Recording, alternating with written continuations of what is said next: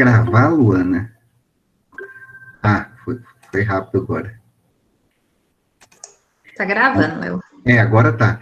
É porque no Zoom já entra automático gravando também. Aqui a gente pede para... Tem que pedir, em determinados horários, às vezes fica rodando um pouquinho. Mas é porque todo mundo, a maioria usa essa ferramenta. Mas vamos lá, né? Gente, o material tá todo lá.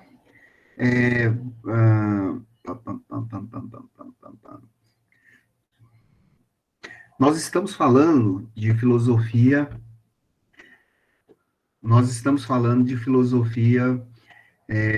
Cristã, né? Então a gente precisa falar algumas coisas com vocês ainda sobre Santo Agostinho e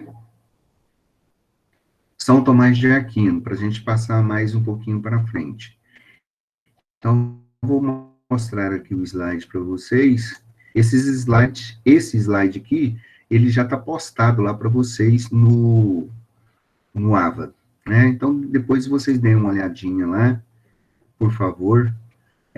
Ele fala da filosofia na Idade Média e moderna. Deixa eu só ver aqui uma coisa.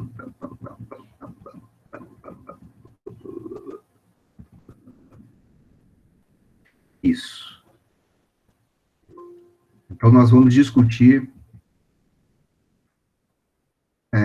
essa filosofia e algumas características ali na Idade Média, filosofia do direito na Idade Média e Idade Moderna. Nós falamos de Santo Agostinho na aula passada, né? Santo Agostinho, na filosofia do direito da Idade Média, nós temos dois períodos distintos. Nós temos o período da patrística e nós temos o período da escolástica, dentro da Idade Média. Começamos a falar do período, falamos de Santo Agostinho, que é o representante da patrística, que é o período da filosofia cristã, que vai basicamente do final do primeiro século até por volta do século V, ali com Santo Agostinho, né? Então, filosofia patrística vem de padres, de pais, né, que foram os primeiros pais da igreja, os primeiros representantes da igreja. Então, o primeiro deles vai ser São Paulo, né, São João, são os dois primeiros que estavam diretamente envolvidos com o nascimento da igreja, e depois nós vamos ter muitos, né, Anselmo, Crisóstomo, uma série de outros bispos deste período que são muito importantes aí para a religião, para o início da religião cristã. Mas aquele que mais faz uma releitura do cristianismo e que trabalha a filosofia cristã é justamente neste período Santo Agostinho, né? Santo Agostinho é o que faz uma reinterpretação do cristianismo à luz da filosofia grega. Mais especificamente, Santo Agostinho, ele trabalha as ideias de Platão. Tudo aquilo que Platão falava, na ideia de transcendência da matéria, essas coisas passa a ser assimilado e atribuído aí, e adaptado na filosofia cristã por Santo Agostinho, nos seus escritos. Tanto é que ele fala de uma cidade terrena, como nós falamos na aula passada, em uma cidade celestial, e essa cidade celestial, ela está além, ela faz parte da metafísica, ela está além da realidade, ela transcende a realidade. E essas ideias aí são ideias que foram tiradas que vieram de Platão. Tá? Que vieram de Platão. Já eu mostro o slide para a gente entrando. Bom, mas eu gostaria de destacar aqui com vocês algo para entendermos melhor, e falar hoje um pouquinho do cristianismo mesmo como religião e a sua doutrina cristã, porque é a doutrina cristã que vai influenciar não somente os escritos, como nós estamos estudando, de próprio Santo Agostinho e São Tomás de Aquino, outros representantes daí na Idade Média, entre eles Thomas Hobbes, Rousseau, Baudin, tantos outros filósofos que vão ser influenciados aí pela filosofia cristã. Pois bem, quando nós falamos em filosofia cristã, nós estamos falando aí num conjunto de ideias que foram baseados justamente nos preceitos de Jesus, né, Jesus Cristo. A principal característica do cristianismo é a busca pela existência a existência de Deus. Como é que Deus foi criado? Então, dentre essas características aí na filosofia, nós vamos encontrar essa busca pelos primeiros pais da igreja, tentando explicar a existência de Deus.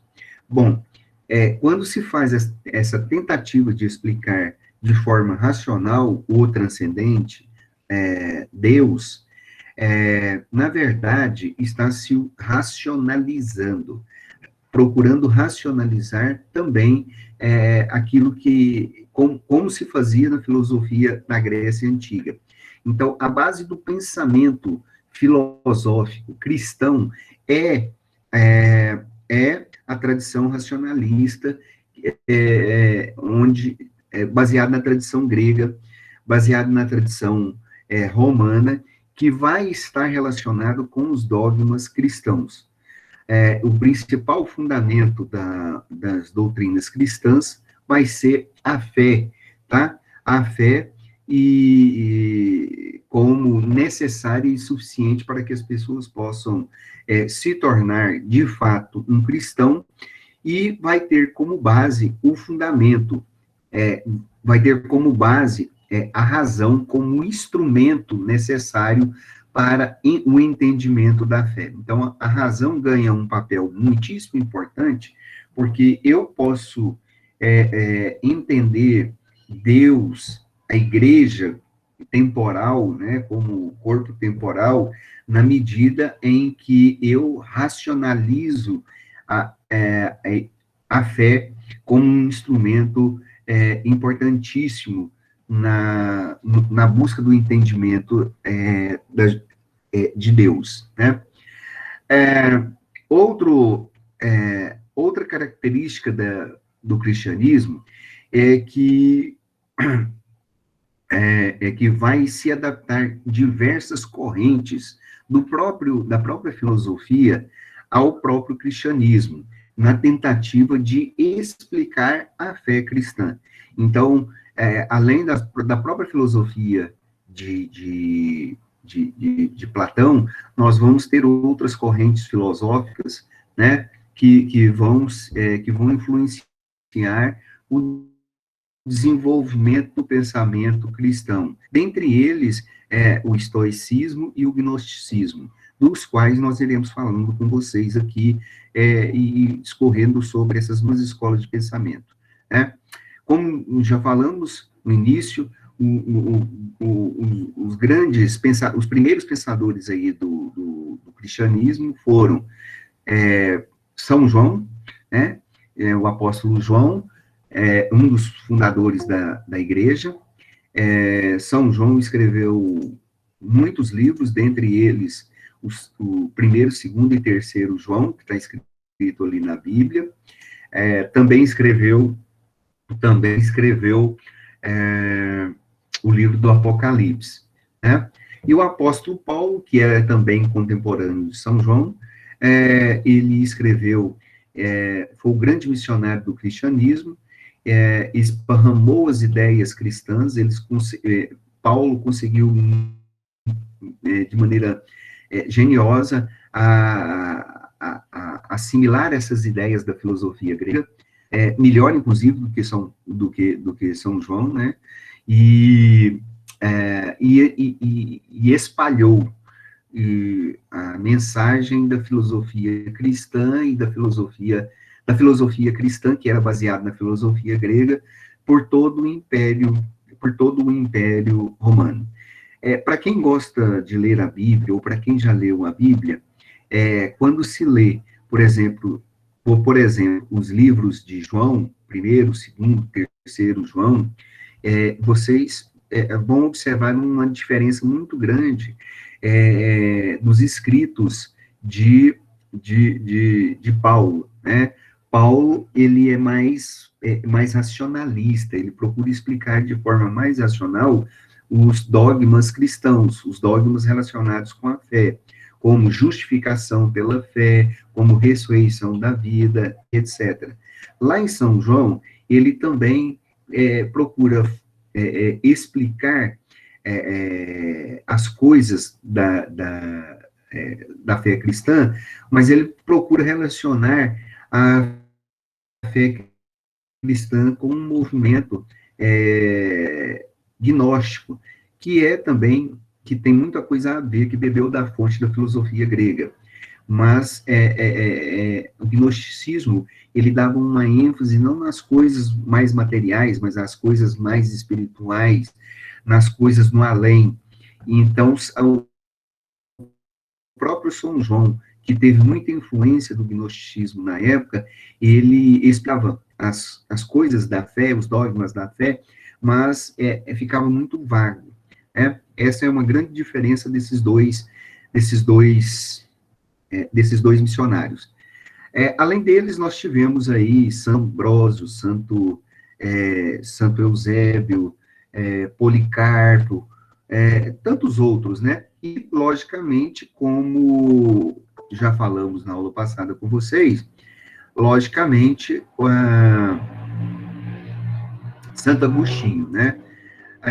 Daqui a pouco nós vamos falar mais deles. Mas eu gostaria ainda de destacar alguns dogmas, algumas doutrinas da igreja cristã, do cristianismo.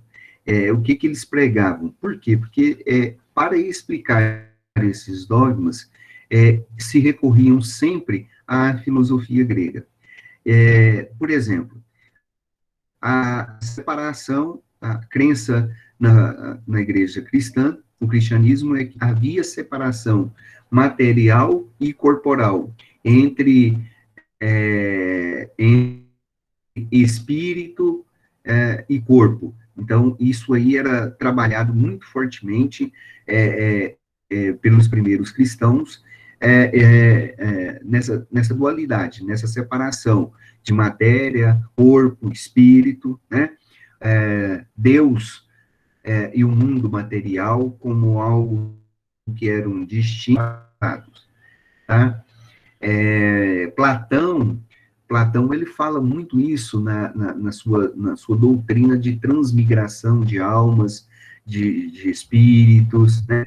Ele traça um paralelo muito interessante a respeito disso. Outras doutrinas também do cristianismo estavam relacionadas com a forma de Deus se manifestar em três pessoas distintas, né? Então, Deus, ele se manifesta na Santíssima Trindade, que é uma das doutrinas centrais do cristianismo. Deus Pai, Deus Filho e Deus Espírito Santo. Deus Pai é considerado o ser do mundo, o criador de todas as coisas, né? O Filho o Filho é aquele que veio trazer a salvação, é aquele que vamos chamar assim, a alma do mundo, e o Espírito Santo é aquele que é o meio, é o instrumento para a realização da obra de Deus entre os homens, né? Outro ponto também das doutrinas cristãs é que a verdade, ela já foi revelada, Lembram que a gente trabalhava com vocês entre os filósofos gregos, que eles afirmavam que, entre eles Sócrates falava que a filosofia ajudava a buscar o conhecimento, e o conhecimento levaria à verdade. Pois bem, os cristãos já afirmavam que a verdade já foi revelada, e toda a verdade já foi revelada na vida e obra de Jesus e foi escrita na Bíblia Sagrada. Então, era a doutrina central. Além dessas doutrinas, né, além dessas doutrinas, há a participação de outras figuras celestiais e que fazem parte de um outro mundo celestial que é retomado dentro dos ensinos, principalmente de Santo Agostinho, que nós falamos com vocês na aula passada, em Cidade de Deus e Cidade dos Homens. Então, há um mundo material, há um mundo terreno, onde os homens vivem, e há um mundo espiritual, um reino espiritual. Esse reino espiritual é formado pelos aqueles que são salvos, pelos anjos, pelos arcanjos, pelos serafins, né? Por todas essas pessoas. Inclusive, estava até falando do Walter, né? Estava lembrando do Walter, que acabou de entrar aqui agora, né? Falando sobre Cidade de Deus e dos homens, né, Walter? Então, a outra doutrina central do cristianismo é que o homem é um ser pervertido, manchado pelo pecado de querer ter sido, querer ter achado que poderia ser como Deus, né? E então, o homem, então, ele se afastou de Deus, ele está longe da comunhão de Deus. Então, o homem precisa escolher o melhor caminho para ele, e decidir qual é o caminho de volta. É um caminho, é uma oportunidade que Deus dá, criou o homem com essa capacidade de livre-arbítrio para fazer essa escolha. Então, está um ser imperfeito, ou é um ser imperfeito, né? É um ser imperfeito, que precisa se entregar a Deus, a providência divina, abandonar os desejos carnais, os impulsos carnais, e crer em Cristo Jesus como Filho amado de Deus e como um suficiente Salvador que morreu na cruz para nos salvar, né? Outro ponto também que é muito interessante na doutrina cristã é que o mal, ele é identificado como demônio. O demônio é aquele que é o anjo de luz decaído, né? É o diabo, enfim, ele é o representante do mal, e o mal é aquele que age sob a matéria, sob a carne, sob o mundo, sob o homem, e prejudica todas essas situações todas, porque tudo isso aí foi criação de Deus. Deus criou um mundo bom, perfeito, criou o homem como coroa da salvação, como coroa da criação, para que o homem adorasse, bendizesse a Deus. No entanto, o mal predominou e prejudica a matéria e prejudica a carne. Nesse sentido, ele deturpou, trouxe trouxe a maldade, o pecado na vida do homem e, consequentemente, todas as consequências dessa natureza ruim que o homem escolheu. E, dentre essas consequências, trouxe, então, as doenças, a maldade, a dor, todas as mazelas da sociedade, que essas mazelas, então, vão agindo constantemente na vida do homem, na sociedade.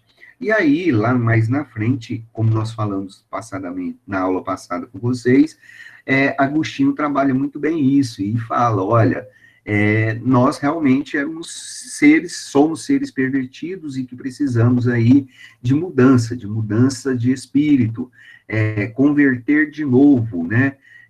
Nascer de novo. O apóstolo João, como nós falamos aí, chama isso de nascer de novo. Então, é nesse sentido que se relaciona muito com a ideia de Platão, que é impossível nascermos novamente, né? A não ser nas esferas das explicações filosóficas e religiosas. Pois bem, então, essa volta ao primeiro ser, né, aquele ser que foi criado por Deus, ele é incentivado dentro da filosofia cristã.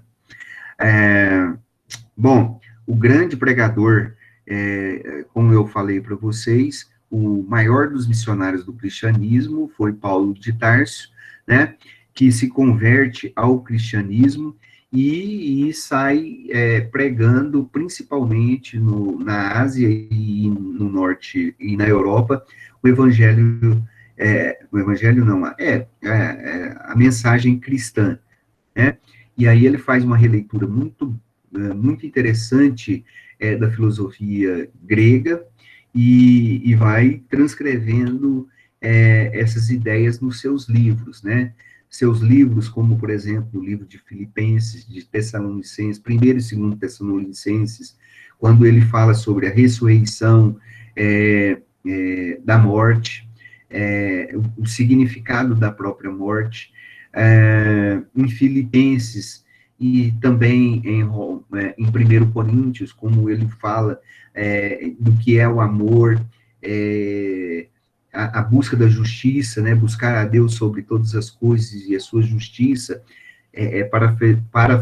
parafraseando aquilo que está escrito em Mateus 6:33, ele diz que a verdadeira justiça é a justiça de Deus que traz salvação aos homens, né? E isso se percebe bem nos seus escritos lá em Romanos 3:23, onde ele fala que todos foram destituídos da glória de Deus, quer dizer, separados da glória de Deus, mas que o salário do pecado é a morte, portanto, todos que pecaram estão separados da morte, mas aqueles que se arrependem dos seus pecados e buscam a Deus, que Deus os perdoa, e então as pessoas podem encontrar salvação. E isso vai sendo muito trabalhado nos escritos de Santo Agostinho, né? Também Paulo, além de pregar as doutrinas cristãs, ele vai pregar sobre a própria comunidade cristã, que é a igreja, ou melhor dizendo, que era a eclesia. Eclesia significa assembleia, reunião de pessoas. E de onde é que ele pegou isso? Ele pegou esta ideia de eclésia, ou de eclesia, entre os filósofos gregos, né? Os filósofos gregos, nós já conversamos com vocês já estudaram, os filósofos gregos davam muita ênfase aos debates nas assembleias públicas, que eram realizadas nas praças, e ali debatiam os assuntos da polis. Esta ideia de eclésia, é muito forte nos escritos de Paulo, e ganha conotações, e ganha uma importância fundamental, né? Por quê? Porque nessas igrejas, eclésias, né, eclesias, vai haver a prática religiosa, ela vai ser muito, ela vai ser bem ampla, diversificada, ela não é unificada, ela não tinha uma única estrutura. Havia várias formas de se fazer um culto, de se cultuar a Deus, né? Tempos distintos, horas distintas, formas distintas, né? Então, a igreja nasce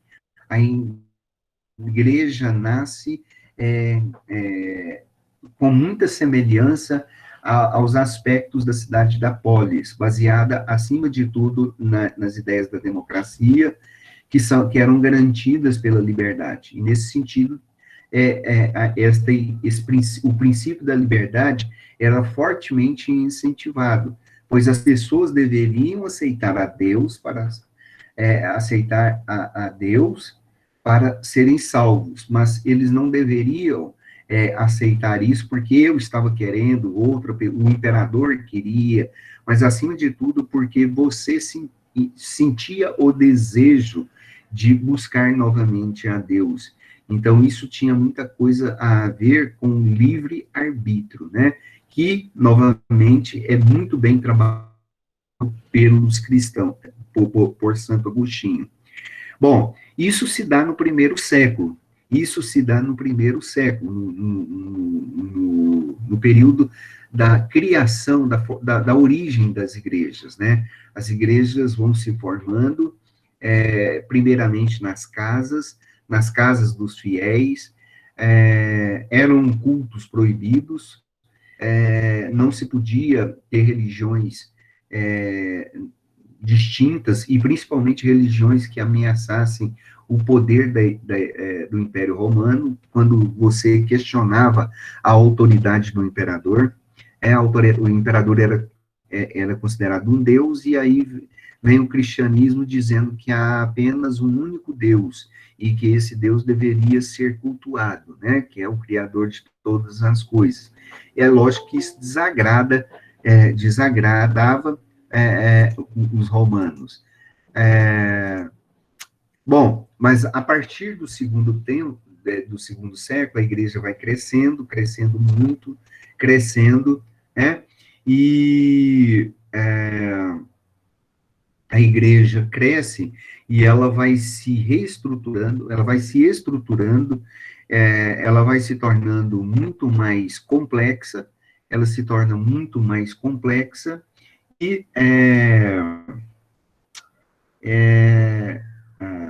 e muitas pessoas vão aderindo ao cristianismo, à igreja cristã, então vai precisar de ter um controle maior, principalmente um controle hegemônico nessa estrutura de poder. E aí a figura do bispo de Roma, que já é bem importante, a maior das igrejas está situada na Itália, em Roma especificamente, ganha uma força muito grande, pois, segundo ele diz que a igreja é maior, a igreja vem de Pedro, a igreja romana teria origem em Pedro, seria a maior das igrejas naquela época, e tudo isso acontecia porque tinha um poder espiritual dado a Deus, dado por Deus ao bispo de Roma. E aí, neste período, nasce a ideia de hegemonia do poder. Então, a hegemonia do poder vai estar muito presente na liderança da igreja, então, cristã. E por que nós estamos dando destaque? Porque essa liderança cristã, ela vai exercer uma forte pressão social em todos os cristãos, de uma maneira geral, em todos os governantes e também em todos os intelectuais e filósofos cristãos daquela época. Todos vão trabalhar a ideia de que há um poder temporal, prestem atenção nisso, e há um poder espiritual. Este poder temporal, né, ele é submisso, ele está abaixo do poder espiritual. Este poder temporal é um poder que é utilizado pelos homens, e que recebe, inclusive, a permissão de Deus para governar, né? E aí, este poder da igreja, ele cresce muito.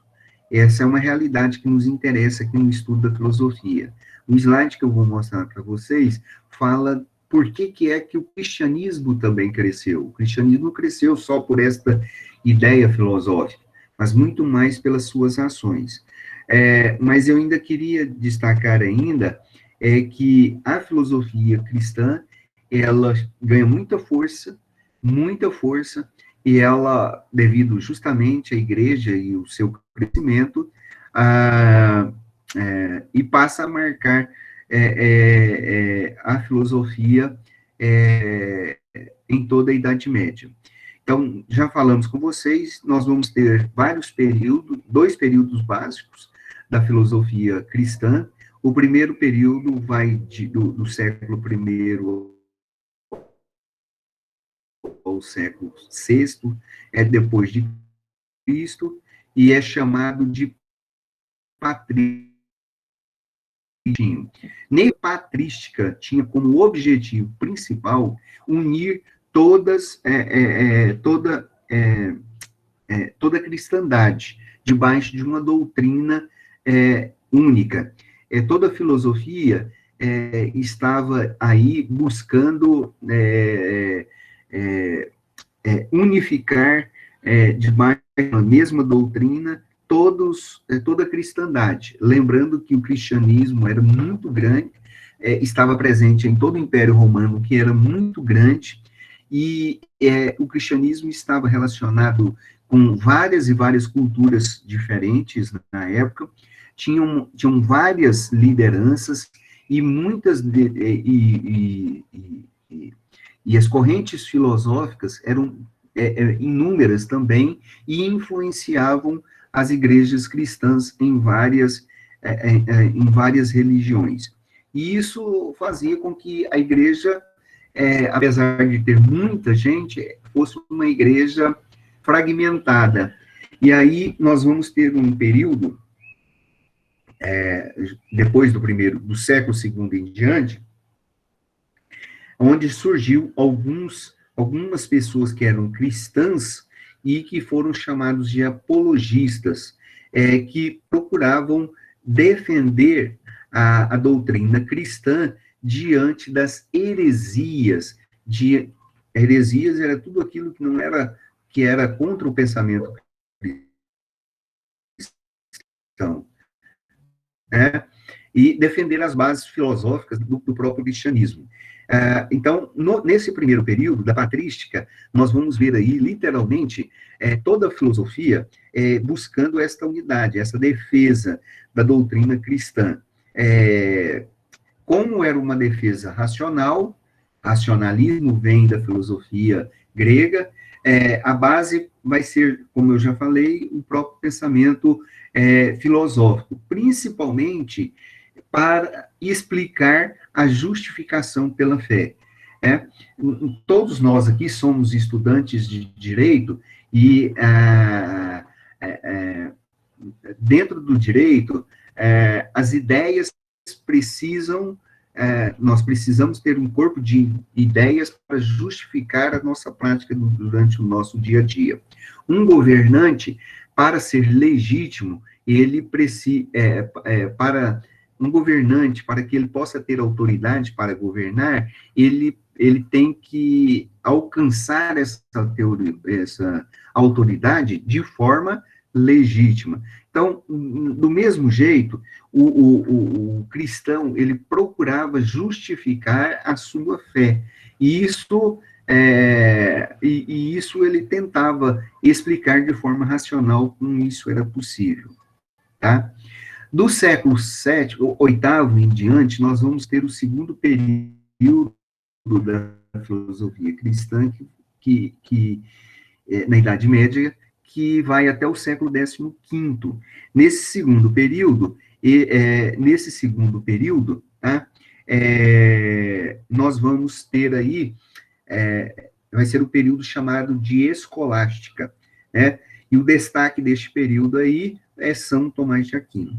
Por que é chamado de escolástica? Escolástica vem de escola, né? Então, neste período aí, a filosofia, ela se desenvolve principalmente nas escolas. As escolas, como nós conhecemos hoje, ela nasce ali no século XI, né? As primeiras universidades, elas nascem justamente no século I, ou nos mosteiros, nos próprios mosteiros, ou, ou em torno dos mosteiros, em diversos cantos da Europa e norte da África, né? Então, a primeira universidade que você tem notícia é a Universidade de Bolonha, né? Na Itália. A outra universidade é a Universidade em Portugal, Coimbra, né? Que são as duas primeiras universidades como nós conhecemos. E, lógico, não eram chamadas de universidades, eram chamadas de escolas, locais onde se ensinava a filosofia cristã. Então, São Tomás de Aquino era isso daí. Neste período aí, fundamenta-se pela ideia de que o conhecimento, quer dizer, o conhecimento cristão, pode e deveria ser transmitido, ensinado para todas as pessoas, principalmente a partir do ensino e da educação, ou seja, das universidades, né? Agora, neste período, nós vamos ter uma diferença no que diz respeito à filosofia. Por quê? Porque na primeira parte, na filosofia patrística, a busca pela explicação da realidade é baseado na filosofia cristã, na filosofia de Platão. Agora, São Tomás de Aquino, ele vai buscar a legitimação da filosofia cristã a partir de Aristóteles, do fundamento no Aristóteles. Então, vai ser a lógica aristotélica que vai ser a base para o desenvolvimento do cristianismo, né? São Tomás de Aquino, ele toma a lógica como um princípio de fé. Vocês estudaram aqui, a gente não precisa nem recordar, né? Lá no terceiro período, foi no terceiro ou no primeiro vocês estudaram? Vocês são da grade ou estão estudando? Conta para mim. Lógica? Semestre passado, né? Foi semestre passado, com Bonomi. O pessoal está estudando no primeiro período desse semestre. Então, São Tomás de Aquino, ele toma a lógica como um princípio de fé, literalmente a lógica aristotélica mesmo. E aí, como vocês sabem, a lógica é uma tentativa de explicar, por meio de argumentos válidos, as coisas. E neste caso aqui, da mesma maneira, São Tomás de Aquino procura explicar por meio de argumentos racionais a existência de Deus. Nesse sentido aí, ele vai criar as 5 vias de Tomás de Aquino, que são um reflexo claro, muito claro, que nós vamos mostrar para vocês aqui deste pensamento, do pensamento de São Tomás de Aquino, e que vai construir as bases lógicas para a explicação do cristianismo sobre a existência de Deus, né? Pois bem, deixa eu mostrar o slide aqui para vocês.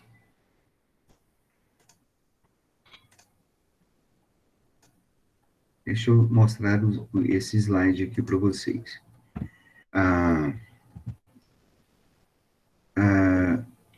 O cristianismo, por que nós estamos falando do cristianismo? Porque ele que vai, ele influencia o pensamento da área do direito, ele influencia a filosofia, até hoje, nos nossos dias.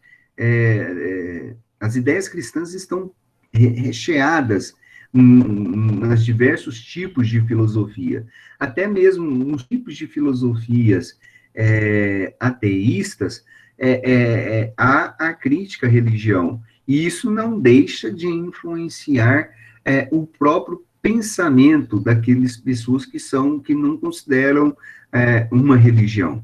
Por isso que nós estamos dando destaque aqui sobre o cristianismo. O cristianismo, como eu falei em instantes, ele não cresceu simplesmente com base na sua ideologia, né? Isso tem que ficar claro. Não foi só a sua ideologia, o seu corpo doutrinário que fez com que o cristianismo surgisse, né? Mas, mas acima de tudo, por causa de por causa das suas práticas diárias, como religião mesmo. O cristianismo, ele surge, e aí tem uma busca muito grande,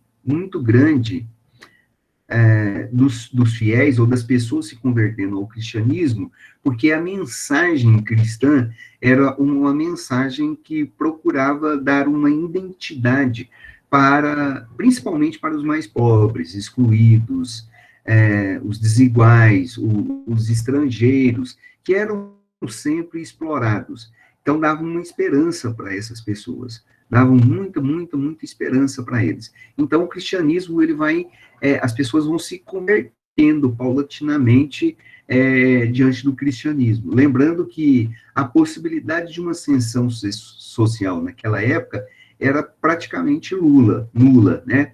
Hoje o pobre, no mínimo, tem a loteria esportiva, né? A Mega Sena, para ganhar e ter uma grande ascensão social. Naquela época não tinha isso, né? Em outra realidade também, o pobre hoje pode se tornar uma pessoa vencedora, apesar de isso ser muito difícil, e pode ter uma ascensão social, né? Então, ela vai ganhando guarida, ela vai ganhando adeptos aí no cristianismo. O cristianismo também se expande, isso influencia na própria filosofia, que havia um sentimento muito forte que foi criado e desenvolvido pelos judeus, de que é um povo eleito, essa ideia foi trabalhada, essa ideia vem dos judeus, né? Judeus, lembram quando nós estudamos lá em Cidadania e Religião? Os judeus achavam que eles receberam uma missão de Deus, que eles foram um povo escolhido por Deus para desempenhar uma missão de converter todas as outras nações. E, então, esta ideia de povo eleito, de povo separado, de povo especial, ele é um tipo de relação, de ser que faz com que o povo dê uma ênfase muito grande naquele aspecto da nação, da nacionalidade. Então, há uma ênfase nas pessoas que vivem a religião, que nascem dentro de determinado território, a ideia de nacionalismo que nós temos hoje muito presente, que vai incorporar a filosofia na Idade Moderna, essa ideia de nacionalismo, essa ideia de povo especial, superior. Vocês lembram aí de Hitler com o povo, com a raça ariana, superior e hegemônica na Segunda Guerra Mundial? É mais ou menos a mesma ideia dos gregos e que influenciou toda a Europa. A Europa foi influenciada por esta ideia de nacionalidade, né? E chega, na época do cristianismo, na região ali da Palestina, justamente porque esta ideia foi esparramada, espalhada pelos judeus mundo afora. Haja visto que os judeus eram quase que um povo nômade, eram quase que um povo que foi expulso por vários momentos ali da região da Palestina por vários povos diferentes. Outra ideia muito forte, trabalhada pelos judeus e depois assimiladas muito bem pelos cristãos, é que a figura, o símbolo de um Messias salvador. Messias, né, já significa o Salvador. Então, os judeus esperavam um Messias Salvador que iria lhes trazer uma Jerusalém celestial, a cidade prometida, resgatada. E esta ideia também é assimilada pelos cristãos. É Jesus Cristo que é o grande, é Jesus, o Cristo, que é o Salvador, é aquele que veio para dar a salvação e que vai vir para governar a cidade celestial. né? O próprio idioma grego foi muito importante para a consolidação do cristianismo, né? Porque a religião ela se torna uma espécie de religião oficial, ela vai ser praticada em todo o império. E toda a fundamentação teórica do cristianismo vai ser escrito em grego. E sendo em grego, todas as pessoas que tivessem acesso com a escrita, com o idioma grego, então poderia conhecer facilmente as leis cristãs. E assim foi feito, né? Bom, consequência disso, e isso é muito importante para nós, consequência deste crescimento do cristianismo, desta influência do cristianismo no Império Romano. A influência foi tão grande, que a igreja se reúne após a morte de Cristo, e está narrado isso em Atos dos Apóstolos, num grupo pequeno, né, que foram prestar um culto lá no Templo de Jerusalém, e ali teve uma manifestação do Espírito, e pessoas se converteram, e a partir dali começaram o cristianismo. Do primeiro século até o século III, o crescimento foi exponencial do cristianismo, cresceu muito, a ponto de, em 313 depois de Cristo, o imperador Constantino, ele ter se convertido ao imperador romano Constantino, e se converteu ao cristianismo, e mais para frente, mais alguns anos depois, quase no fim do século XIII, o imperador Teodócio continua ainda cristão, também se torna cristão, seguindo a linhagem da família de Constantino, né? Ele era um dos filhos, um dos parentes de Constantino, e ele torna a religião cristã como a religião oficial do Império Romano, né? E a partir dali vai ser estabelecido um direito. E nesse direito, tá, que vai ser criado, estabelecido, é o cristianismo que se torna a religião oficial. E é o cristianismo que vai receber os diversos benefícios religiosos, diversos benefícios do próprio Império Romano, né? Então, as igrejas vão crescer, vão tornando verdadeiras catedrais, vão crescendo muito, vão sendo construídos muitos templos, e vai ter um direito, né? Um direito que vai submeter-se à teologia. Esse direito, ele vai ser chamado de direito canônico, tá? Direito canônico. Esse direito canônico nada mais era do que uma reinterpretação das doutrinas cristãs, né? E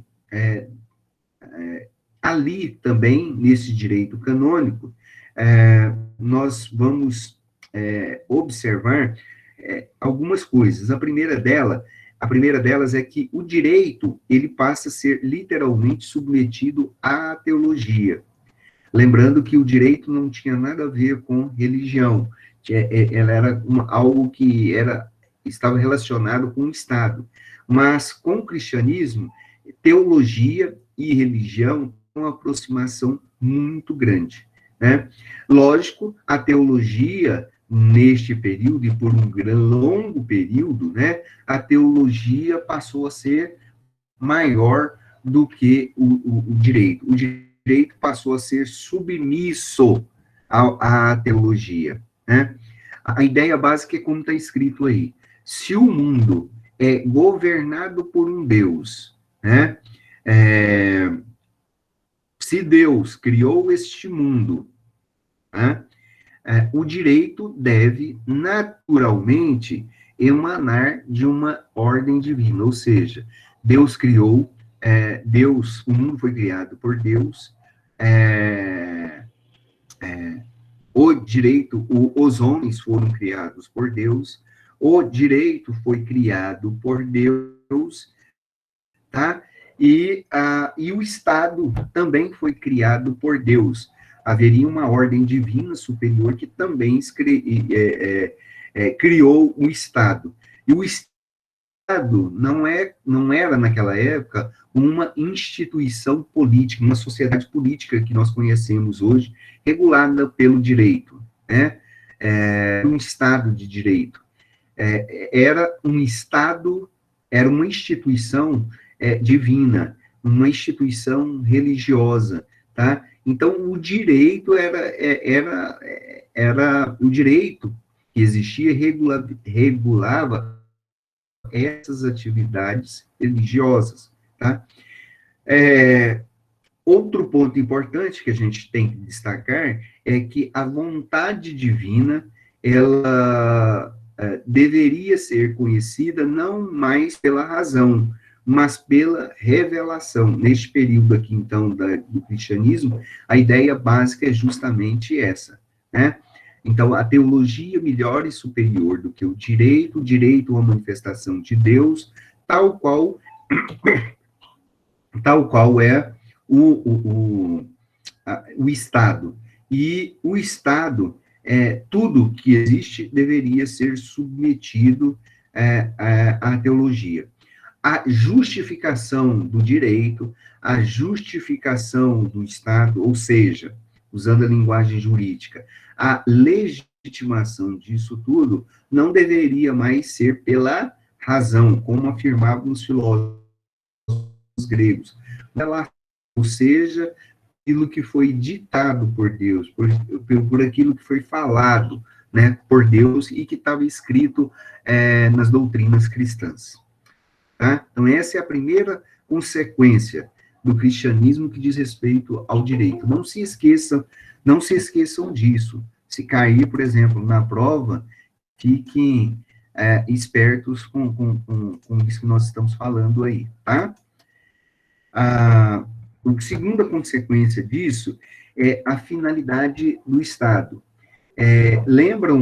Vocês lembram quando nós estudamos também ciência política no primeiro período, em que falamos que a finalidade do Estado seria garantir a qualidade de vida, o bem-estar social dos indivíduos? Essa ideia era a ideia presente do Estado grego, assimilado pelo Estado romano, né? Mas, a partir do cristianismo, a finalidade do Estado vai ser outra, né? A finalidade do Estado está literalmente relacionado com o aspecto religioso, né? O fim, como está escrito aí, o fim não mais deveria ser o bem comum na vida política, mas, acima de tudo, a felicidade eterna, que somente poderia ser alcançada pela subordinação à vontade divina, que é aqui representada pela igreja. Viu a mudança de paradigma? Viu essa mudança de paradigma toda? Bom, a preocupação da religião cristã agora, neste momento, não é mais que as pessoas se tornem pessoas boas, melhores de vida, mas agora que eles busquem a felicidade do mundo eterno, né, além da própria vida, tá? A felicidade eterna, que pratiquem boas obras para encontrar o galardão que levará as pessoas à felicidade eterna. Nesse sentido, ele não conseguiria cumprir essa jornada, essa caminhada sozinho. Precisaria da subordinação à vontade de Deus na vida da pessoa, né? À vontade divina. E essa vontade divina era representada pela igreja. Então, todas as ideias filosóficas vão estar muito influenciadas pelas ideias religiosas, né? Neste período, há uma ênfase, novamente, na discussão do direito natural e do direito positivo. Mais especificamente, na questão também de justiça e direito natural, né? Lembram-se que nós estudamos em Platão, Aristóteles, aliás, e Aristóteles era considerado o pai do direito natural, quando ele falava que o princípio de todas as coisas, que havia um direito, que esse direito era uno, que era imutável, que era imprescritível, que era inalienável, e que ele era bom, e que isso era algo que era inerente do próprio ser humano, que emanava do próprio ser humano, né? Que fazia parte da natureza deste ser humano, estava presente na vida dele, né?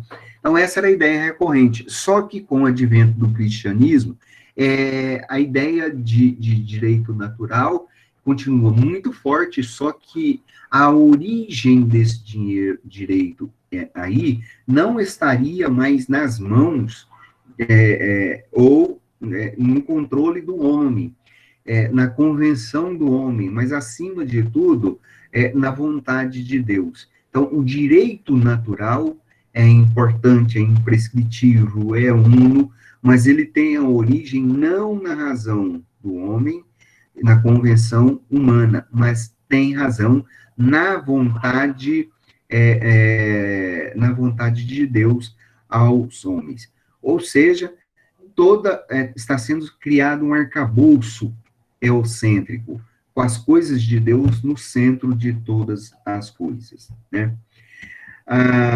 Sobre a justiça é o quê? A justiça não é dar a cada um que é seu, dentro da medida da sua proporcionalidade.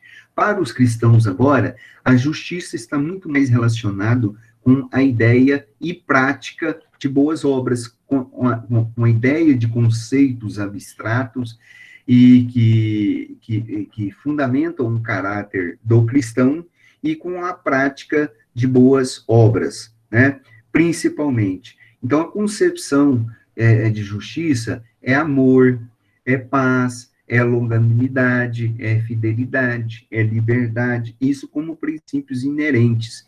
Na medida que você tem essas habilidades, essas competências, você está realizando a justiça de Deus. E na medida em que você coloca isso em prática, na medida que o cristão coloca isso em prática, ajudando os pobres, cuidando das viúvas, amparando o estrangeiro, cuidando das crianças, e etc, você também está fazendo o bem e está realizando a justiça, tá bom? Bom, nessa situação toda, é levada, se levanta um ponto muito importante dentro do cristianismo, é a ideia de consciência do indivíduo. Você faz tudo aquilo que você queira fazer de acordo com a sua própria consciência. É a sua consciência que impele a você a praticar os atos, os atos de cada um, né? Então, nós temos aí esta ideia de consciência do indivíduo, e é essa consciência que leva ao reconhecimento de que Deus é um Deus vivo, existente e que se relaciona com Deus. Para isso, então, você tem a capacidade de livre escolha para desenvolver essa sua própria consciência, tá?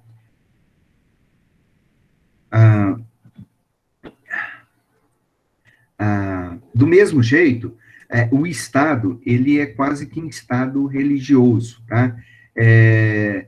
Já que direito e Estado é a própria manifestação divina, já falamos isso com vocês. Então, nós temos aí o período da patrística e da escolástica, também falamos aí. Paulo de Tarso foi... É em Paulo de Tarso que se encontra aí a fundamentação filosófica para o cristianismo, né? Vejam que ele escreve, se eu não me engano, no livro de Gálatas, ou no livro de Romanos, eu não me lembro, Os homens justos não são aqueles que agem com justiça, quer dizer, a prática, vejam, o que ele está falando, não são aqueles que agem com justiça, fazer o bem, por exemplo, mas, acima de tudo, são aqueles que estão na graça de Deus, são aqueles que, graça significa favor,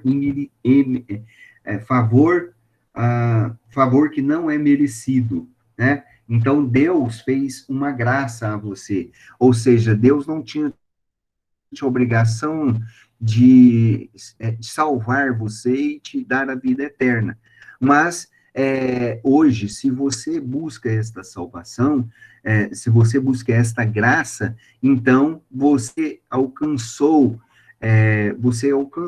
a justiça, né?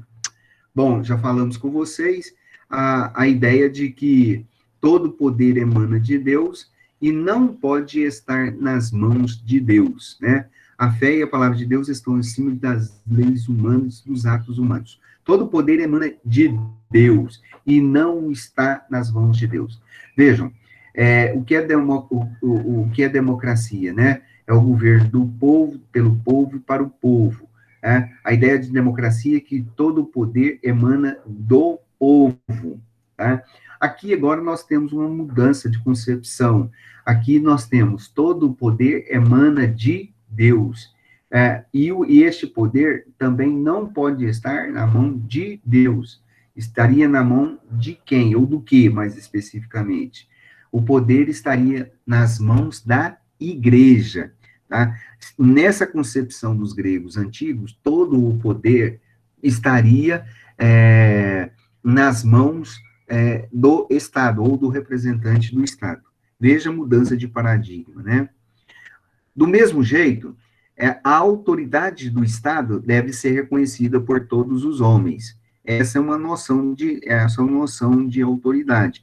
Mas essa autoridade, né, deveria estar relacionado com o desígnio de Deus, com a ideia de autoridade, de respeito a Deus. Então, quem estaria para governar, deveria governar de maneira submissa à autoridade de Deus. Por que nós estamos falando isso, gente? Nós estamos falando isso para que nós possamos entender de que maneira foi construída essa filosofia que nós temos hoje, né? A filosofia contemporânea, ela bebeu da fonte dos gregos e dos cristãos, né? Ela bebeu dessas duas fontes aí, e a partir de Immanuel Kant, faz muito bem uma releitura disso tudo, e então nós temos uma nova filosofia. Então, vejam o que está escrito aí. Há um deslocamento entre a visão greco-romana do poder e a visão cristã do poder. No mundo greco-romano, o fim deveria ser o único. O último deve ser a ação, no limite da ação virtuosa, para que se pudesse transformar o injusto em justo. O mundo cristão a finalidade que se mostra fora deste mundo. Seria a fé o grande responsável para levar todas as pessoas aí à busca de Deus, né? Na aula passada, nós falamos aqui de Agostinho, né? Só vou ler aqui, porque não deu tempo da gente trabalhar isso semana passada, né? Mas o que nós falamos com vocês? É que há uma lei terrena e há uma lei divina. A lei terrena, ela deveria estar subordinada às leis de Deus. Se houvesse conflito, a lei divina deveria prevalecer. Outro ponto, também trabalhado por nós, a cidade de Deus deveria substituir a cidade terrena, né? Já que a cidade terrena é marcada pela desigualdade, pela falta de oportunidades, pelos regimes autoritários e totalitários, pela maldade, pela doença e pelo pecado. Na cidade de Deus é tudo ao contrário. É local da bondade, é local da expressão da magnitude de Deus. Então, a cidade de Deus deveria ser o grande alvo de todas as pessoas. Novamente, lembrando, Deus é o princípio de todas as coisas. Deus é o princípio de todas as coisas. E o direito positivo deveria se fundamentar, acima de tudo, nas leis, nas leis de Deus, né? Nas leis de Deus. A justiça é uma virtude, é uma característica boa. O bom cristão é aquele que busca fazer a justiça, e a justiça estaria relacionada com boas ações e com a crença nas bases ideológicas do cristianismo, que já falamos para vocês. Novamente, a lei eterna, universal e imutável é inacessível de forma direta ao homem, a não ser por intermédio da própria lei natural, que está escrita no coração de cada pessoa, né? Essa lei escrita caberia à própria consciência revelar no nosso coração essas ideias. Lógico, isso só seria possível se eu me convertesse ao cristianismo e procurasse entender, à luz da fé e do Espírito, a lei de Deus. Consequentemente, eu poderia entender a lei espiritual, né? a lei material. Já falamos com vocês, a ideia de Estado em Direito, tratado precisamente no outro livro chamado Confissões, também de Santo Agostinho, né? Onde ele fala que a verdadeira justiça não pode adotar qualquer lei, costume ou parâmetro, mas somente a lei divina, única, fonte legítima de todo costume. A lei de Deus, né, é universal e imutável. O direito, né, antes do pecado natural, antes do pecado original, o direito era aquilo que era ideal, era o esplendor, era aquilo que aquilo era a expressão maior do próprio direito natural. Aí ele trabalha muito bem essa ideia lá no paraíso, né? O paraíso era uma vida de perfeição. Então, Adão e Eva estavam sempre ali em comunhão com Deus. Havia uma regra maior, que era de não comer do fruto proibido, né? Então, todos os homens, eles, para buscar, para serem puros, aliás, o direito para todos aqueles que querem ser justos e querem se tornar pessoas salvas, devem buscar a lei divina, porque a lei divina é a expressão de um direito, é a expressão de um direito justo, né, baseado na igualdade, na ideia de pureza, né, de pureza, onde os interesses pessoais não estão em primeiro lugar, e onde as pessoas são tratadas como irmãos, ou seja, como iguais, né? Bom, nós não vamos... e aqui continua sendo mera repetição, né? E a lei de Deus é a lei que é a melhor, e todas é melhor por ser eterna, por ser divina, e então, ser divina porque vem de Deus, né? E então as pessoas têm que seguir. E São Tomás de Aquino, né? São Tomás de Aquino, ele é o primeiro filósofo que vai procurar, que vai fazer de maneira muito bem clara e sistemática a diferenciação entre razão e fé, né? Então, ele trabalha muito bem os dois campos aí do conhecimento, tanto a filosofia quanto a teologia. Cada um dessas vai ter um objeto de estudo específico. A filosofia tem como objeto as experiências, ou as reflexões baseadas na razão. E a teologia procura explicar a fé de cada pessoa. Então, Agostinho já faz essa diferença, né? E isso se torna uma realidade muito forte, presente na nossa sociedade moderna, onde nós temos um Estado laico e um Estado religioso, né? Então, ele começa a analisar aí filosofia e teologia sobre prismas diferentes. Bom, segundo ele, São Tomás de Aquino, a lei deve ser a regra geral. A lei deve ser a regra para todas as pessoas, tá?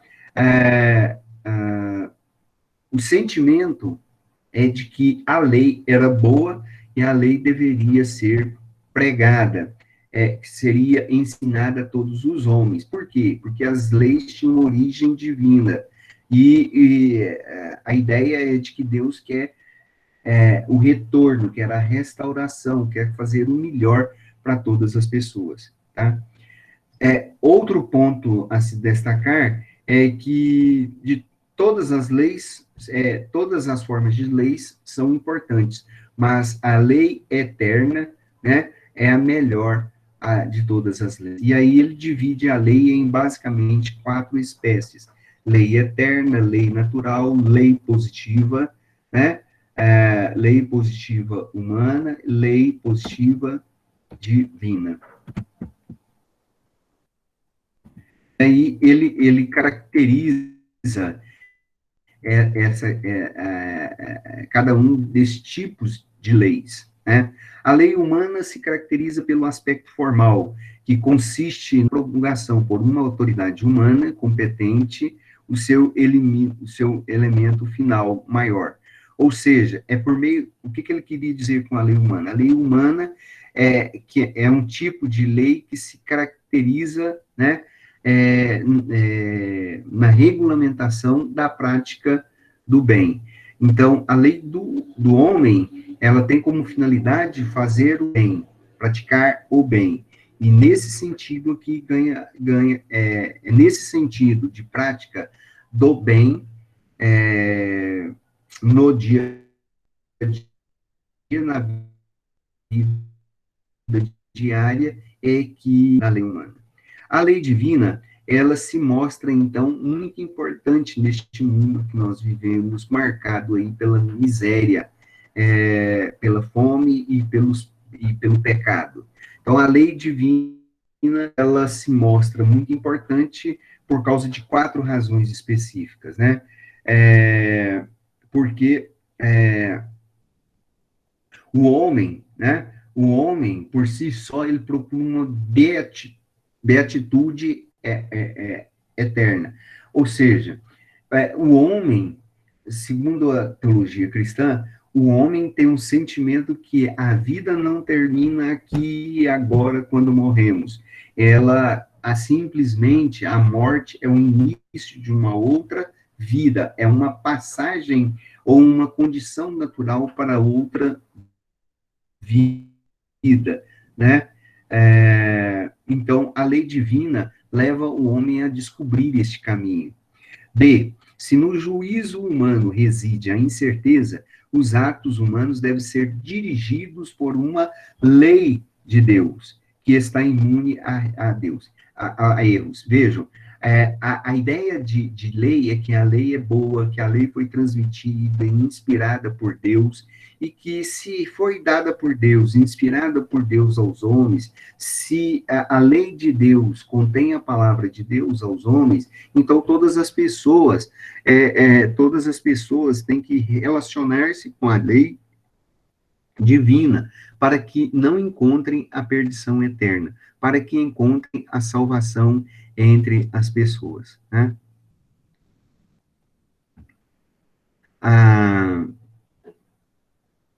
4, deixa eu colocar aqui em outra cor, porque às vezes vocês não conseguem ver direito.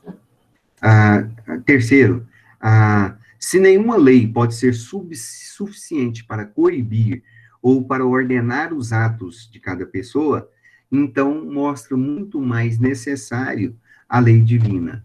Então, vejam bem, a lei divina, ela não consegue servir de parâmetro, muitas vezes, para o ser humano, para os indivíduos. Então, é necessário, novamente, a lei divina. Outro ponto é, se a lei humana não pode mostrar suficiente para proibir todos os males praticados pelos homens, então mostra-se necessário aí uma lei divina, e esta lei para proibir todos os pecados, né? E nesse sentido aí, a lei deve ser muito ampla e deve regular as atividades humanas sobre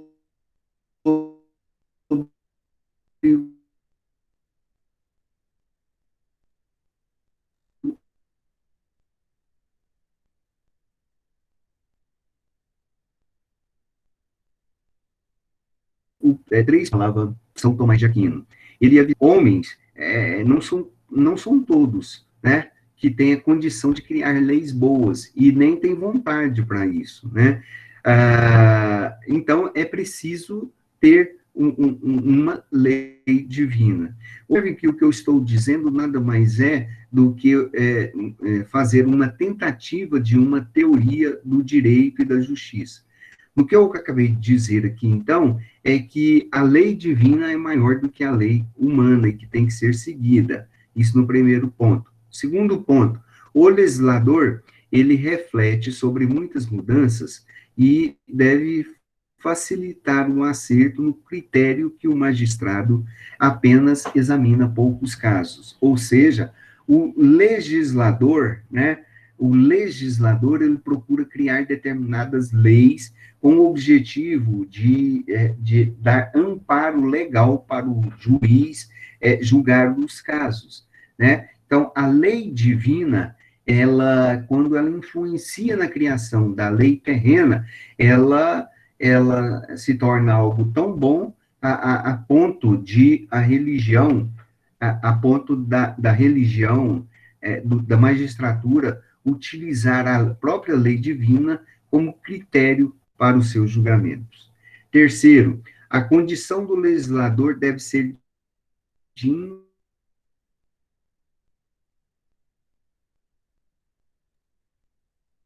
imparcialidade e impuro, ao passo que os magistrados decidem sobre. A ideia de imparcialidade é bem antiga, né? Não é só de agora. Isso seria o ideal, que todas as pessoas julgassem de forma imparcial, ou todas as culturas. Gente, eu particularmente acho que a justiça, ela não é imparcial. Esse é um princípio que nós falamos muito, mas na prática a gente vai ver que nas decisões elas deixam muito a desejar neste critério de imparcialidade, né? Os critérios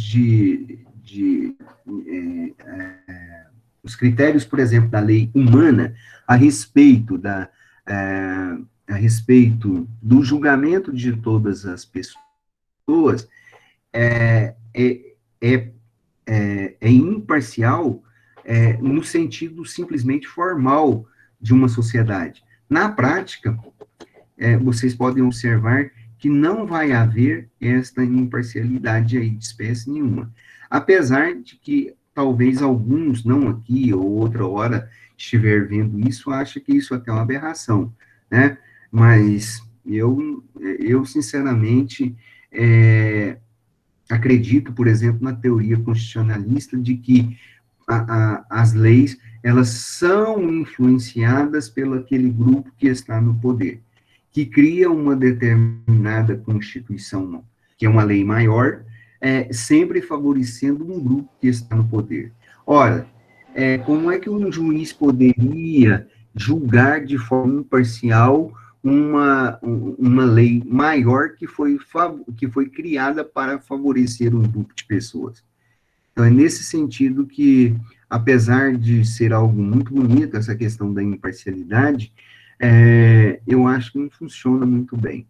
Além do mais, isso é uma opinião minha, tá? Tem gente lá no STF que tem uma opinião totalmente diferente da minha, né?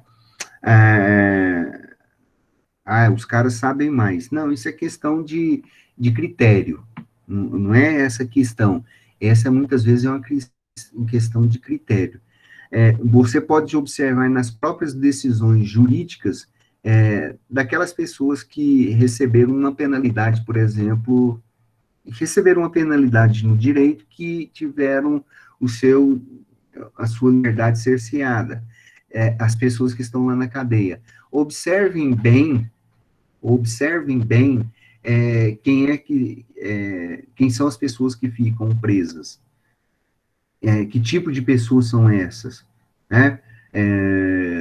Como é que se dá essa justificação para isso? Então, nós teríamos muitos exemplos para trabalhar nessa questão aqui, tá bom?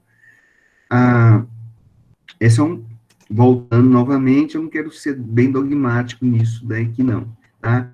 É uma opinião minha, ok? Então, é isso que nós temos aqui, isso que nós temos aqui de São Tomás de Aquino, tá? Expresso aqui nesse slide. Nós não terminamos ainda. Na próxima semana, que é a próxima semana depois da prova, nós vamos falar da filosofia na Idade Moderna. Tudo isso que nós estamos falando é para servir de um gancho para nós entrarmos e entendermos a filosofia na Idade Moderna. Então, nós vamos observar aí a Reforma Protestante, o Renascentismo, tá? E a laicização do Estado e do direito, como componentes fundamentais para entendermos aí a filosofia na Idade Média, moderna, aliás. Tá? Mas aí nós vamos fazer essa discussão a partir desse slide, na semana que vem. Mas eu gostaria ainda de destacar alguns pontos com relação, tá? Com relação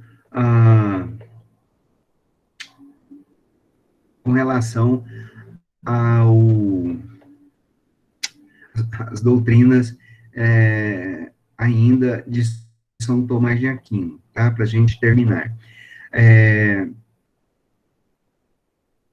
Não vou falar da biografia dele, não, mas como nós falamos com vocês aí, o objetivo da filosofia ou da teologia de São Tomás de Aquino era restabelecer aí um equilíbrio entre fé e razão, né? Entre a fé e razão. Então, ele escreve um livro com essa intenção chamado de Suma Teológica. Suma significa resumo, teológica de teologia, resumo da teologia. E o que ele queria dizer? Ele queria dizer que razão e fé, o que ele queria dizer nesse livro? Era que razão e fé não se opunham, mas são coisas distintas, já são coisas distintas, coisas diferentes, já que a verdade da própria fé seria revelada nas Sagradas Escrituras, que se sobrepunha à verdade humana, que era uma expressão imperfeita da própria razão divina. Então, a razão teológica, ela sempre deveria sobrepor a razão, a razão filosófica, né? Como nós falamos aí com vocês, ele estabelece ou cria 4 tipos de leis. A lei eterna, a lei natural, a lei humana e a lei divina, tá?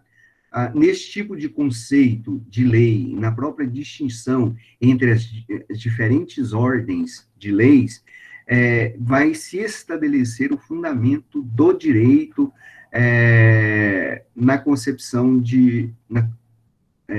para Thomas Hobbes, né? Então, nesse sentido aqui, a lei vai ser a regra geral, e a medida dos atos que vão induzir os homens a agir de acordo, que vai induzir os homens a agir buscando o bem comum. A lei é a regra promulgada, né, pela totalidade, na sua totalidade, melhor dizendo, né? Então, a coordenação dessas leis, dessas 4 espécies de leis, leis eternas, lei natural, lei humana, lei positiva, lei positiva, divina, ela estrutura todo o pensamento humano, todo o pensamento de São Tomás de Aquino. A lei eterna, ela é a lei da própria razão de Deus, tá? A razão da sabedoria, a razão da suprema existência de Deus, a razão diretiva de todos os atos e movimentos das pessoas, a razão que determina toda a existência do universo e que a própria natureza encontra a sua existência na lei eterna. Né? A lei eterna nada mais é do que o princípio ordenador de toda a universalidade, de toda a lei.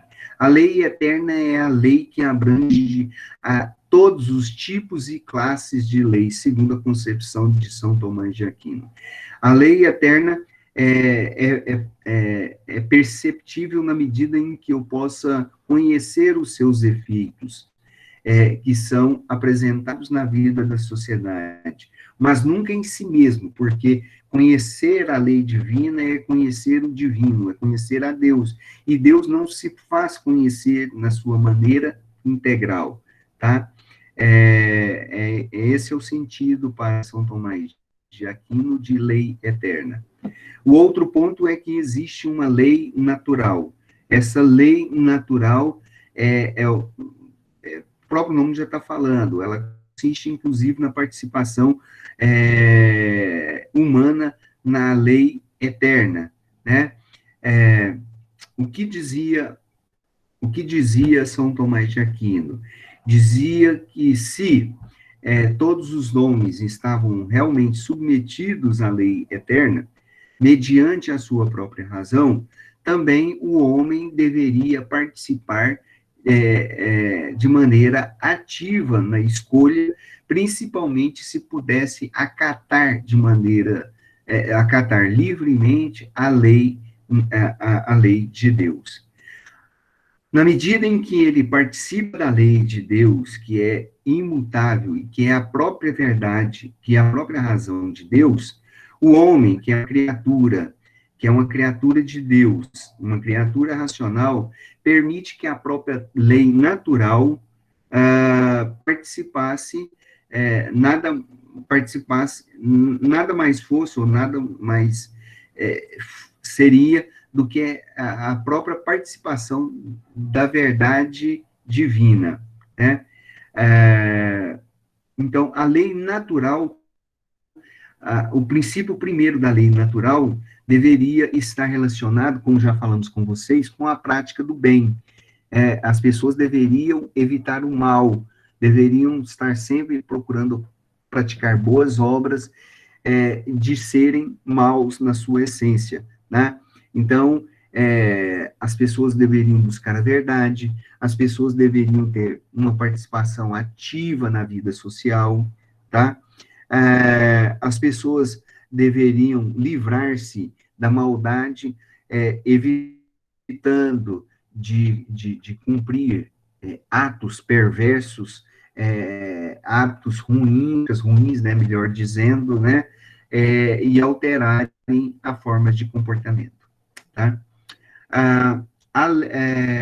A lei natural, ela fundamentaria a própria lei humana. A lei humana é a lei em que é criada por ele mesmo, que é criada pelo próprio ser humano a partir da própria percepção do que ele tem a respeito da lei natural. A lei humana estaria relacionada com a lei natural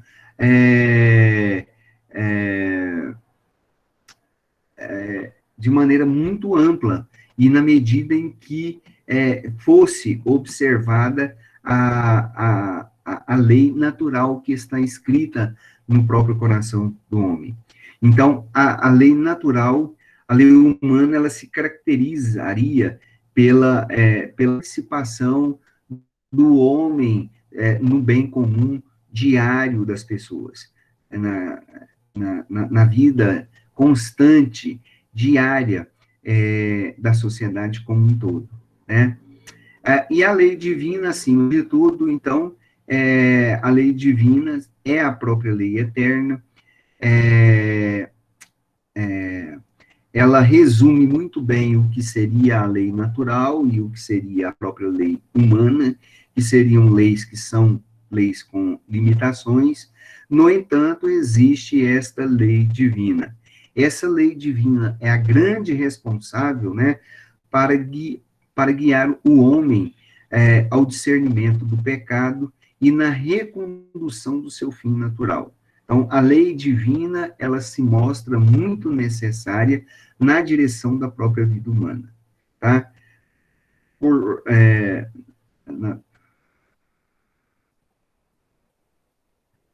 Na vida humana. O que mais que nós poderíamos falar? Bom, eu gostaria, por último, então, de destacar uma teoria da justiça de São Tomás de Aquino, né? A partir do desenvolvimento das análises sistemáticas de Aristóteles, quando ele trabalhava a ideia de justiça, a teoria própria de São Tomás de Aquino a respeito deste tema pauta-se na ideia da jurisprudência romana, né? Então, justiça aparece, sim, como uma virtude geral que vai sobressaindo em relação às outras virtudes morais, né?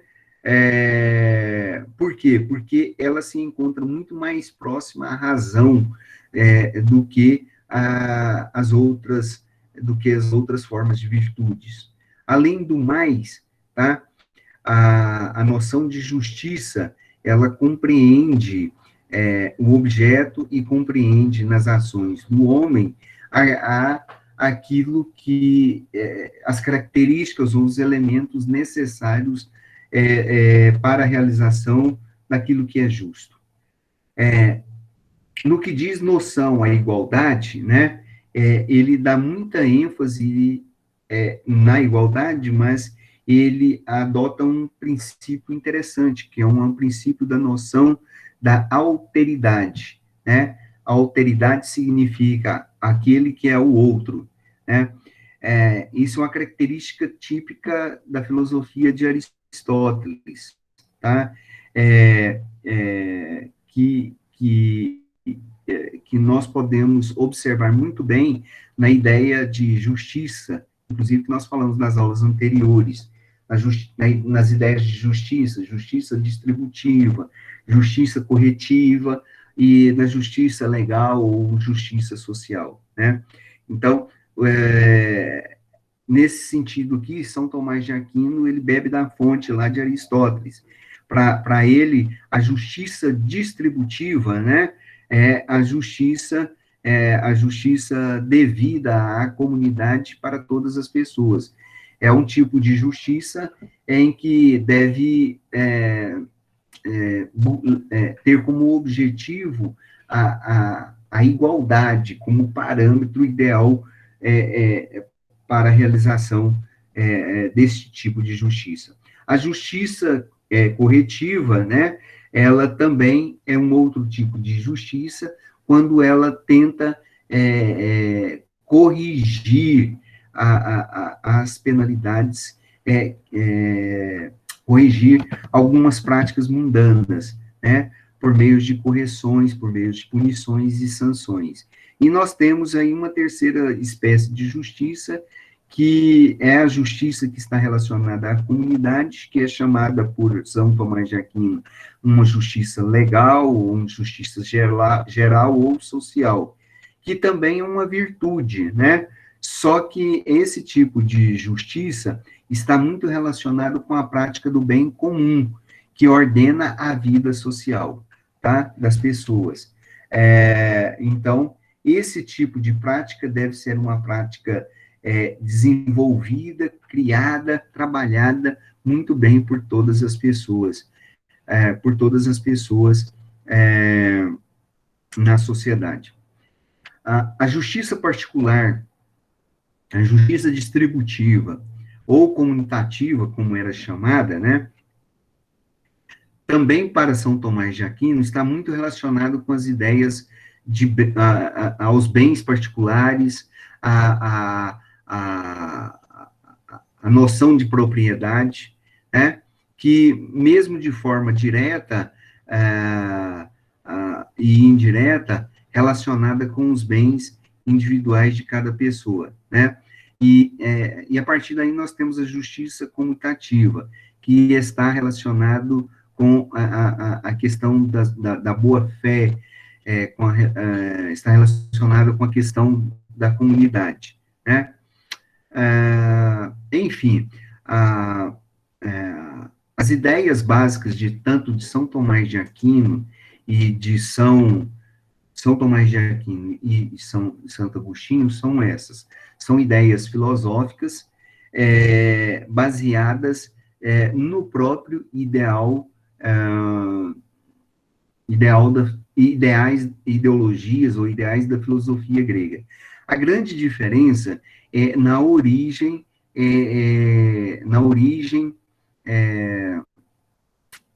desta filosofia, na origem da filosofia, que residia para os cristãos em Deus, que não era fruto mais da convenção humana. Este é o primeiro ponto.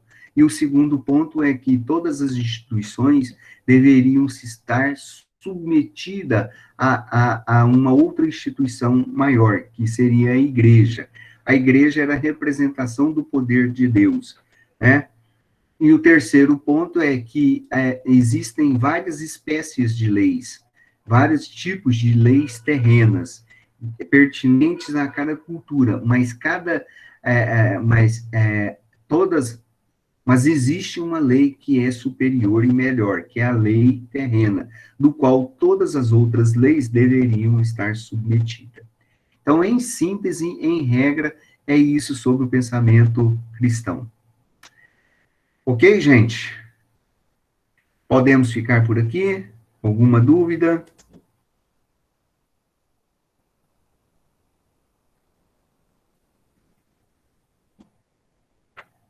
Peraí. Esse princípio da alteridade pode ser alteridade com U, tá?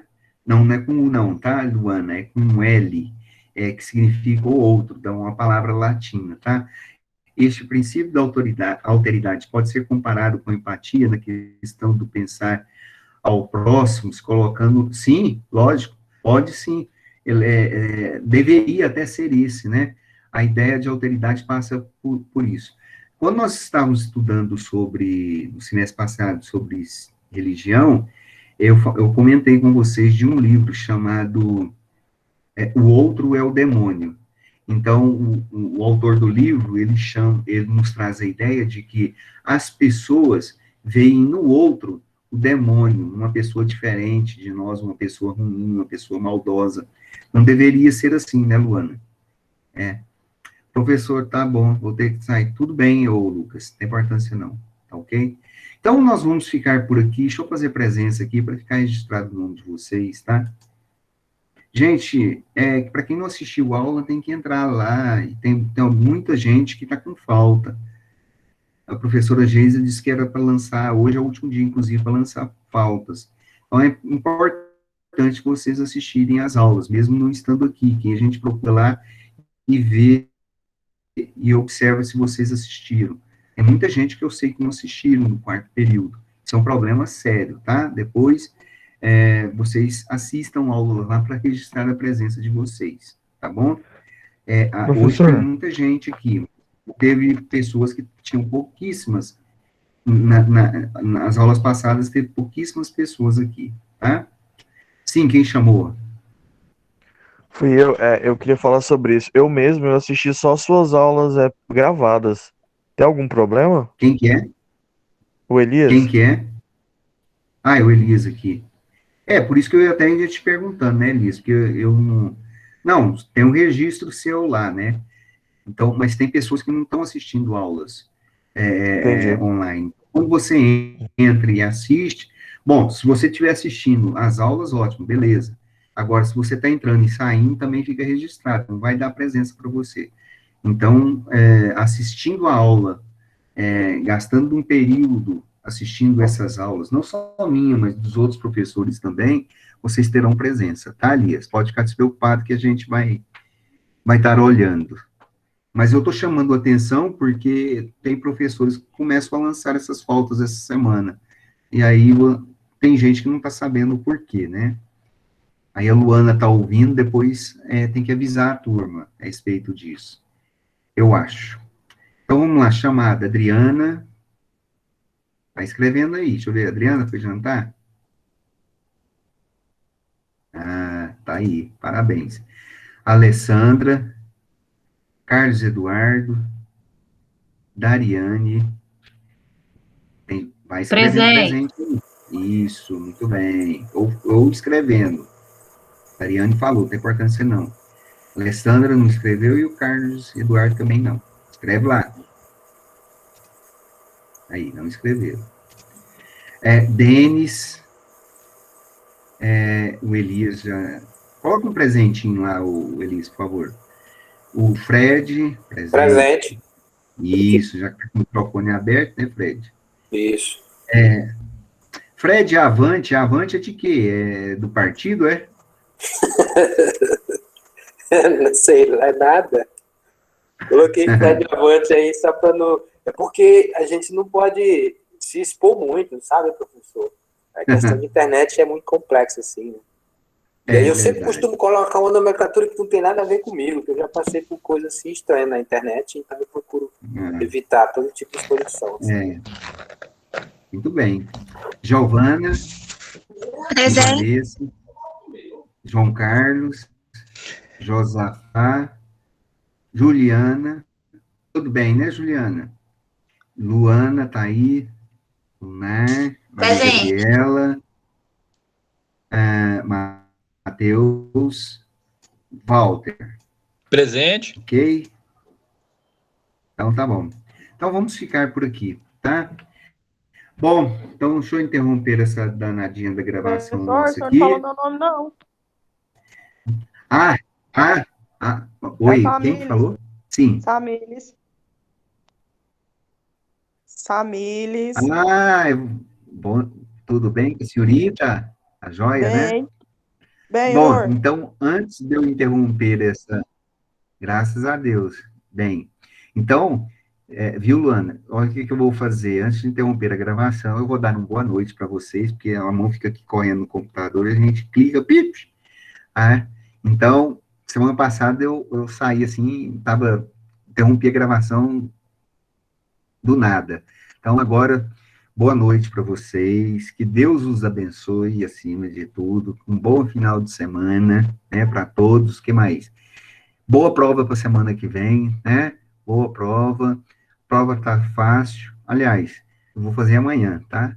Acho que amanhã vou estar joia, então vou fazer uma prova fácil para vocês, mas leitura, tá?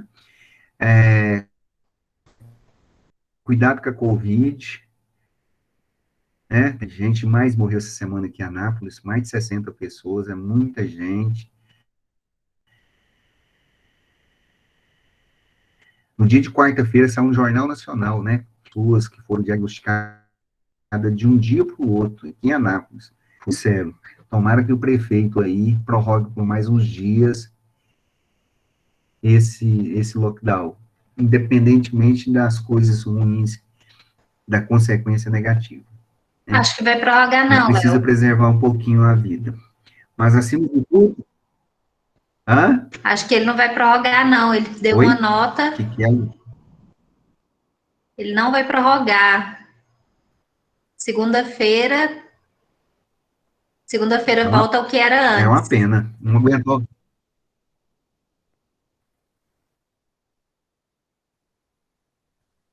No... tá achando que tá moderado, né? Vi que teve passeata, comerciante ficou doido aí, mas todos nós, seja o que Deus quiser, né? Orar e pedir para Deus, então, vacina o mais rápido possível. Enfim, Deus nos abençoe. Agora eu vou interromper